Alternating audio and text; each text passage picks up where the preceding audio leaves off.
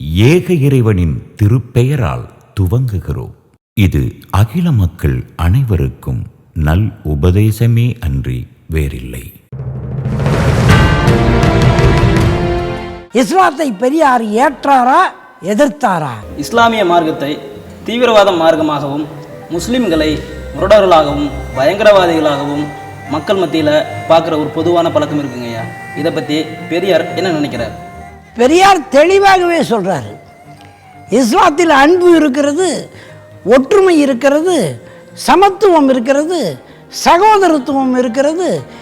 ஒரு சகோதரனுக்கு ஏதாவது ஒன்று நேர்ந்து விட்டால் அதற்காக, அதாவது ஒரு இஸ்லாமியனுக்கு ஏதாவது நேர்ந்து விட்டால் இன்னொரு இஸ்லாமியன் பொறுத்து கொள்ள மாட்டான், அடிக்க போயிடுவான். இதை போய் பயங்கரவாதம்னு சொல்கிறாங்க.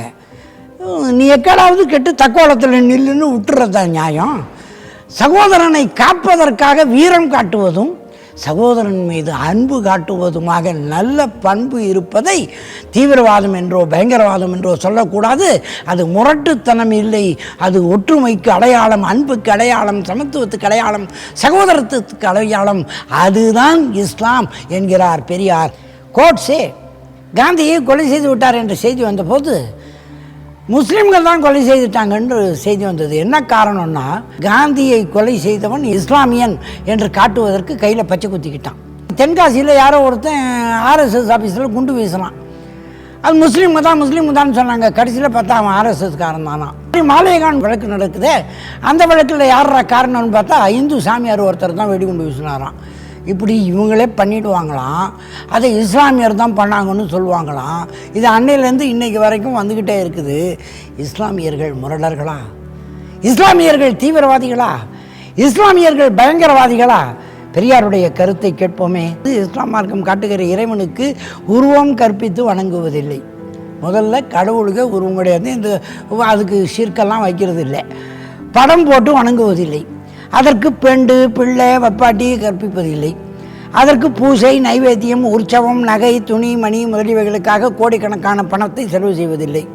மற்றும் அவர்களது பெண்களுக்கு சொத்துரிமை, கல்யாண ரத்து, விதவிமானம் ஆகியவைகளுக்கும் இடம் உண்டு. அவர்களுக்கு உள்ள அன்பையும் வீரத்தையும் பார்த்து நாம் அவர்களை முரடர்கள் என்கிறோம். அங்கே வச்சார் பெரியார் ஆப்பு. முரடர்கள் என்கிறோம். எதை பார்த்து? அவர்கள் அன்பாக இருப்பதை பார்த்து நமக்கு முரடாக தெரிகிறது. திருமாவளவன் நான் இஸ்லாத்துக்கு வந்தபோது வரவேற்பதற்கு மக்கா மஸ்ஜித்தில் வருகை புரிந்தார். நான் அவரை வாழ்த்துவதற்காக ஆடை போர்த்திய போது அவர் என்னை மார்போடு தழுவி 3 முறை ஆலிங்கனம் செய்தார். இது இஸ்லாத்தின் மிக உயர்ந்த பண்பாடு. மனிதனை மனிதன் தீண்டுவதே பாவம் என்கிற ஒரு கொடூரமான கருத்தியலை கொண்டது இந்துத்துவம். தள்ளி நிற்க வேண்டும் என்று கொடுமையை திணித்து நடைமுறைப்படுத்திக் கொண்டிருப்பது இந்துத்துவம். சகோதரத்துவத்தை முற்றிலுமாக மறுக்கிற கருத்தியல் இந்துத்துவம். ஆனால் இஸ்லாம் அனைவரையும் மார்போடு கட்டி தழுவி அரவணைக்க கற்றுத்தருகிற மனிதநேயத்தை கொண்டிருக்கிறது. எத்தனையோ முறை பேராசிரியர் அப்துல்லா அவர்களை நான் மேடைகளில் சந்தித்திருக்கிறேன். வணக்கம் தெரிவித்துக் கொள்வோம், கைகுலுக்கிக் கொள்வோம். ஆனால் இந்த முறைதான் அவர் என்னை மார்போடு கட்டி தழுவி கொண்டார், அணைத்துக் கொண்டார், நெஞ்சோடு என்னை அணைத்துக் கொண்டார். எனக்கும் உடலெல்லாம் புல்லரித்தது, மகிழ்ச்சியை தந்தது. இதுவரையில் அந்த ஒத்தி அவருக்கு தெரியாதா? கட்டி தழுவ வேண்டும் என்கிற பாசம் இல்லாமல் இருந்தாரா? என் மீது மதிப்பு இல்லாமல் இருந்தாரா? ஆனால் இதுவரையில் அவருக்கு அதை கற்றுத்தராத ஒன்று, இதை கற்றுத்தந்திருப்பது இஸ்லாம் தான். ஆக இஸ்லாம் என்பது சகோதரத்துவத்தை ஒரு வாழ்வியல் நெறியாகவே கற்றுத்தருகிறது.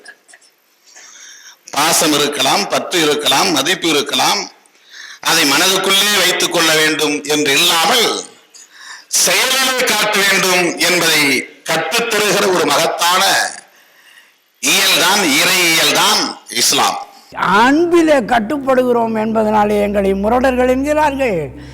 தேவைப்படும் போது வீரமாக இயங்குகிறோம் என்பதனாலே முரடர்கள் என்கிறார்கள். அன்பும் வீரமும் மனுஷனுக்கு வேணுமா வேணாமா? வீரம் இல்லாமல் கோழையாக பேடியாக வாழ சொல்லி உலகத்தில் யமன் சொல்லி கொடுத்தான். வீரம் என்பது நம்மை மிதிப்பவன் மீது பாய்வது, அதுதானே வீரம். அந்த வீரம் இஸ்லாமியர்களுக்கு இருக்கிறது என்று பாராட்டுகிறார் பெரியார். இன்றைக்கு பயங்கரவாதின்னு சொல்கிறானே, எதை பார்த்து சொல்கிறான்? பெரியாரே சொல்கிறாரு, அவர்களுடைய அன்பையும் வீரத்தையும் பார்த்து நாம் அவர்களை முரடர்கள் என்கிறோம். கவனியுங்கள், இஸ்லாமுக்கு மட்டுமல்ல, இஸ்லாமிய கொள்கைகளுக்கு மட்டுமல்ல, இந்த நபி அவர்களுக்கு மட்டுமல்ல, நபி நாயகம் ஸல்லல்லாஹு அலைஹி வஸல்லம் அவர்களுக்கு மட்டுமல்ல, இஸ்லாத்துக்கே பாராட்டு சொல்லுகிறார் பெரியார். அது அன்பு செறிந்தது, வீரம் செறிந்தது. இஸ்லாமியர்களை எதற்கு பாராட்டுகிறார்? அவர்களின் சமத்துவத்திற்காக. இதெல்லாம் அன்பினுடைய விளைவுகள். அன்புன்னு போட்டுட்டு கோடு கிழிச்சிக்கிட்டே வாங்க, கிளை கிளையாக எங்கே வரும்னு பாருங்கள். அன்பிலே இருந்து சமத்துவம் வரும், சமத்துவத்திலே இருந்து சகோதரத்துவம் வரும், சகோதரத்துவத்திலே இருந்து ஒற்றுமை வரும். அன்புக்காக, வீரத்துக்காக, ஒற்றுமைக்காக, சமத்துவத்துக்காக, சகோதரத்துக்காக பாடுபடுகிறது தான் இஸ்லாம் என்கிறார். அதே சமயத்தில் அது வீரம் மிக்க மார்க்கம் என்கிறார். சூத்திரனுக்கு இழிவு போக வேண்டும் என்ற எண்ணம் வர வேண்டும் என்றால், தாழ்த்தப்பட்டவனுக்கு தீண்டாமை போக வேண்டும் என்ற எண்ணம் வர வேண்டும் என்றால் வீரம் வர வேண்டுமா? சாமி நான் தீண்டத்தக்காதவங்க, என்னை தொட்டுறாதீங்க, கொஞ்சம் ஒத்திக்குங்க, கொஞ்சம் ஒதுக்கிக்குங்க, நான் இப்படியே போயிடுறேன்னு ஜொல்லு அடிக்கிறதுக்கு பேரா வீரம்? இந்த வீரம் இஸ்லாமுக்கு உண்டு. அதற்குத்தான் பெரியார் இஸ்லாத்துக்கு வாருங்கள் என்றார். வருவதன் மூலம் என்ன கிடைக்கும்? தீண்டாமை ஒழிய வேண்டும் என்றால் வீரம் வேண்டும், அது கிடைக்கும். அன்பு வேண்டும், அது ஒற்றுமையை உண்டாக்கும், சமத்துவத்தை உண்டாக்கும், சகோதரத்துவத்தை உண்டாக்கும்.